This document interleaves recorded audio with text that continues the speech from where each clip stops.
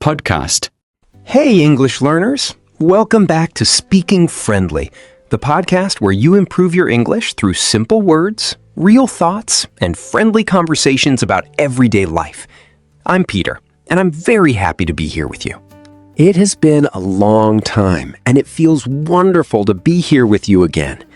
If you listened before, thank you for coming back. And if this is your first episode, welcome. I hope these next few minutes help you practice your English and also think differently about your life. Today, we are talking about one important idea. Don't waste your life. That sounds serious, doesn't it? But I am not here to tell you that you must work every minute. I'm not here to make you feel guilty for resting or having fun. I simply want to ask you an honest question. Are you really living your life? Or are you always waiting for it to begin? Many of us are waiting. We are waiting for Monday, next month, or next year. We are waiting until we have more money, more confidence, better English, a better job, or a perfect plan. We tell ourselves, I will begin when I feel ready. But sometimes ready never comes. The days continue, the calendar changes, we become older, but the life we want stays somewhere in the future. People often imagine life as a collection of big moments: graduating, getting married, buying a home, traveling, or achieving a dream. But most of life is not made of big moments. Most of life is an ordinary Tuesday afternoon. It is making breakfast, waiting for the bus, washing a cup, talking to your family, or looking out of a window.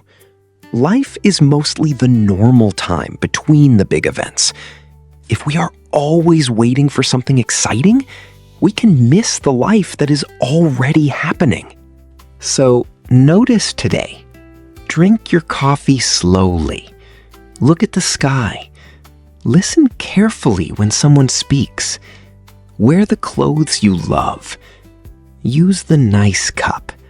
Say thank you. Say I'm sorry. Tell someone you love them while they can still hear it. These actions look small, but this is what living looks like. Another way we waste our lives is by worrying too much about other people's opinions. We ask, what will they think? Will they laugh at my English? Will they judge my work? What if I try something new and fail?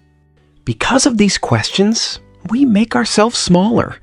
We hide what we love and choose a life that looks acceptable to other people, instead of a life that feels honest to us. Good advice is valuable, but listening to advice is different from asking permission to be yourself. Someone will always think your dream is too big, too strange, too late, or too difficult. Let them think. Their opinion is not your future. If you stopped something that mattered to you, you are not a failure. You can begin again. Sometimes returning is more courageous than starting for the first time. Now, let me ask you another question. What is the first thing you touch in the morning? For many of us, it is our phone. Before our feet touch the floor, the whole world enters our mind. Messages, news, videos, problems, and opinions from people we do not even know. Then we say, I don't have enough time. But sometimes the problem is not a lack of time. Our attention has been broken into 100 little pieces. Time is the number of minutes you have. Attention is what you give those minutes to. Whatever receives your attention slowly receives your life. This is why endless scrolling can feel so empty. Your eyes were busy, your finger was moving, and your brain saw hundreds of images, but your heart went nowhere. Try one simple rule. For the first 20 minutes after you wake up, do not open social media. Give those minutes to yourself. Drink water, stretch, write one sentence about what matters today. Let your own thoughts arrive before the world starts shouting. There is another word that has stolen many dreams. That word is someday. The problem with someday is that it has no date. It sounds hopeful, but it often means not now. So make someday real. Do not say, someday I will read more. Say, tonight I will read 2 pages. Do not say, someday I will speak English confidently. Say, today I will speak English aloud for 5 minutes. Your life does not change because you have a beautiful intention. It changes when your intention becomes an action. And that action can be very small. Many people wait for motivation. They expect it to arrive like lightning and make them feel powerful and ready. But motivation can be lazy. Sometimes you must begin without it. Put on your shoes, and then you may feel ready to walk. Open the book, and then you may feel ready to read. Speak one English sentence, and the second sentence may become easier. Action does not always follow motivation. Very often, motivation follows action. People also delay their lives because they are afraid of being bad at something. But every confident speaker once searched for simple words, and every musician once played the wrong note. Being a beginner is not embarrassing. It is the entrance. Imagine standing outside a gym and saying, I cannot go inside because I am not strong yet. That is exactly why you go inside. In the same way, you do not wait until your English is perfect before you speak. Speaking is how it improves. You do not wait until fear disappears before you begin. Beginning is how fear becomes smaller. Allow yourself to be new. A messy beginning is still a beginning, and a small step is still movement. Now, I want to make something clear. Don't waste your life does not mean be productive every minute. You are a human being, not a machine. Rest is not laziness. Good rest gives something back to you. Energy, peace, joy, or a clearer mind. Empty escape only helps you avoid your life for a while. So ask yourself, am I resting or am I hiding?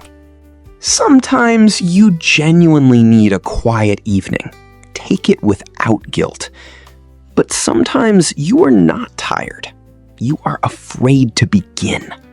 Be honest about the difference. A meaningful life needs effort, but it also needs space. Even music needs silence between the notes. Here is one final question. If you continue living exactly like this for 1 year, where will you be? Think about your health, relationships, work, English, and peace of mind. If you repeat today 365 times, will you move closer to the person you want to become or farther away? This question is not meant to frighten you. It is meant to wake you up. Your future is built through ordinary days repeated many times. 10 minutes of English today may not look life-changing, but 10 minutes every day becomes more than 60 hours in 1 year. Never disrespect a good action because it looks small. A seed is small too, but it already knows how to become a tree. Before we finish, I want to give you a simple challenge for today. First, choose one thing to stop for 24 hours. Maybe endless scrolling, complaining, comparing yourself, or saying, I will do it later. Second, Choose one small thing to begin. Practice English for 10 minutes. Walk outside. Send the message.